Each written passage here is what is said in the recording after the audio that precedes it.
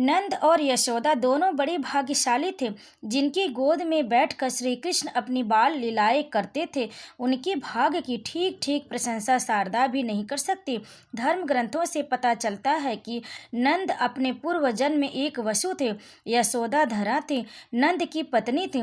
दोनों ने तप द्वारा ब्रह्मा जी को प्रसन्न करके भगवान की भक्ति और प्रेम का वरदान प्राप्त किया था। उसी वरदान के प्रतिफल स्वरूप नंद ने गोकुल में जन्म धारण किया था और यशोदा उनकी पत्नी हुई थी। उसी वरदान के फलस्वरूप नंद और यशोदा को श्री कृष्ण को पुत्र रूप में प्राप्त करने का अमर सुख प्राप्त हुआ था। श्री कृष्ण धीरे धीरे बड़े हुए। जब वे बड़े हुए तो गोप बालों के साथ इधर उधर खेलने लगे, बाल लीलाएं करने लगे। कृष्ण प्रायः अपने संगी साथियों को लेकर गोपियों के घर में घुस जाते थे। स्वयं तो दही, दूध और मक्खन खाते ही थे, अपने साथियों को भी खिलाते थे। श्री कृष्ण छींके पर रखी हुई मक्खन की मटकी से बड़ी चतुराई से मक्खन निकाल कर खा लेते थे। वे किसी नुकीली चीज से मटकी की पेदी में छेद कर दिया करते थे। जब मक्खन गिरने लगता था तो वे कृष्ण अपने गोप बालों के साथ गिरती हुई मक्खन को मुंह में ले लिया करते थे। कभी कभी वे दूध, दही और मक्खन की मटकियों को फोड़ भी दिया करते थे। प्रायः प्रतिदिन गोपियां यशोदा के पास अपनी अपनी शिकायतें लेकर जाया करती थी। कोई गोपी कहती थी, यशोदा मैया तुम्हारा कन्हैया बड़ा शरारती हो गया, उसने मेरी दही की मटकी फोड़ दी।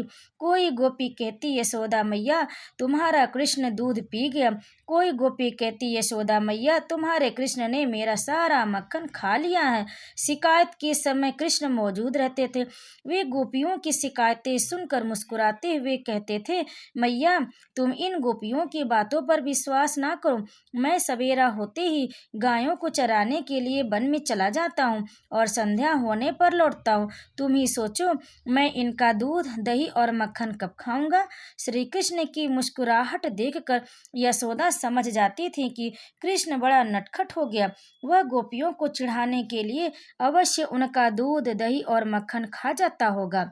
गोपियां श्री कृष्ण को पकड़ने का बड़ा प्रयत्न करती थी, किंतु वे उन्हें पकड़ नहीं पाती थी।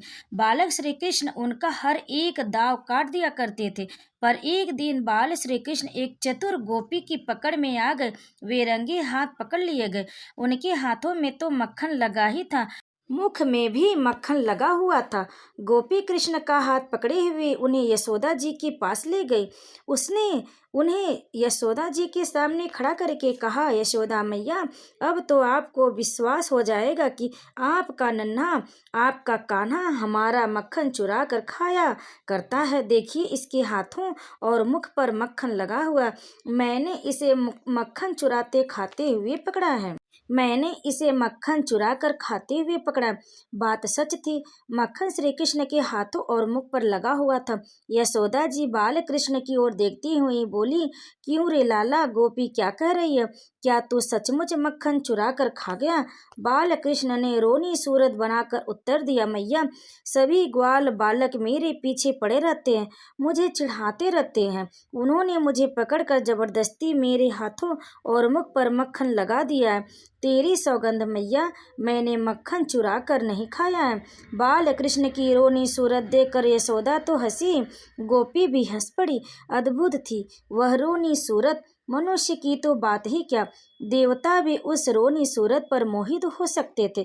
जब गोपियों की शिकायतें अधिक बढ़ गई तो एक दिन यशोदा ने बाल कृष्ण को डोरी से बांधने का निश्चय किया। वे एक डोरी लेकर उसे बाल कृष्ण की कमर में बांधने लगी, किंतु वह डोरी 2 उंगली छोटी पड़ गई। यशोदा जी जिस किसी ओर से भी डोरी बांधने का प्रयत्न करती, डोरी 2 उंगल छोटी पड़ जाती थी।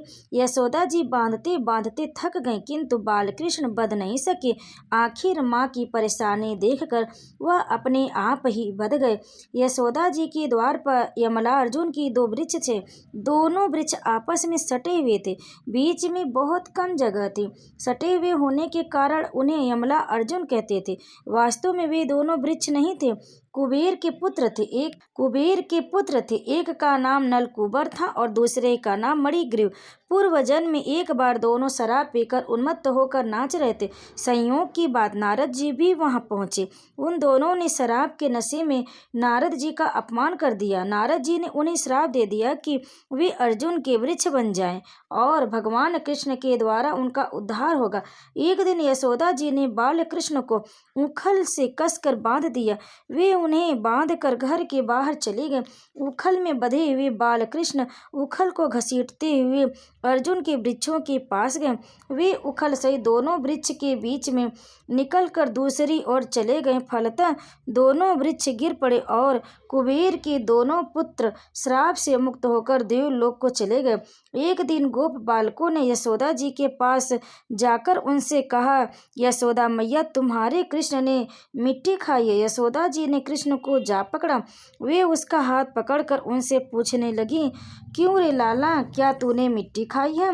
कृष्ण ने उत्तर दिया, नहीं मैया, मैंने मिट्टी नहीं खाई है। ये सारे ग्वाल बाल झूठ बोल रहे। यशोदा जी बोली, तू बड़ा नटखट हो गया, इस तरह मैं नहीं मानूंगी, अपना मुख मुझे खोलकर दिखाओ। यशोदा जी के आग्रह पर बाल कृष्ण ने अपना मुख खोल दिया। आश्चर्य, महान आश्चर्य! यशोदा जी को बाल कृष्ण के मुख में आकाश, सूर्य, चंद्रमा, तारे और ग्रह उपग्रह आदि सभी दिखाई पड़े। उन्हें बाल कृष्ण के मुख में लोकों का दर्शन हुआ। उन्होंने स्वयं अपने को भी बाल कृष्ण के मुख में देखा। यशोदा जी विस्मय की लहरों में डूब गए। मन ही मन सोचने लगी, उनका पुत्र कोई चमत्कारिक योगी है, सिद्ध महात्मा है। माँ की आकुलता देखकर बाल कृष्ण ने अपनी योग माया का उन पर प्रभाव डाला। यशोदा जी सब कुछ भूल गए। गोकुल में कंस द्वारा भेजे गए राक्षसों का उत्पात बढ़ता ही जा रहा था। आए दिन कोई न कोई घटना घटती ही जा रही थी। अतः बड़े बूढ़े गोपों ने नंद बाबा को सलाह दी, हमें गोकुल छोड़कर वृंदावन चले जाना चाहिए। गोकुल की अपेक्षा हम वृंदावन में अधिक सुरक्षित रहेंगे। नंद राय को गोपों की सलाह समया अनुकूल लगी। फलतः गोकुल के सभी गोप अपनी अपनी गायों और बछड़ों को लेकर वृंदावन चले गए। जय श्री कृष्ण। भक्तों, यह तीसरी मद्भागवत पुराण की श्रेष्ठ कहानी का भाग 9, जिसे आप अंत तक सुने उसके लिए बहुत बहुत धन्यवाद।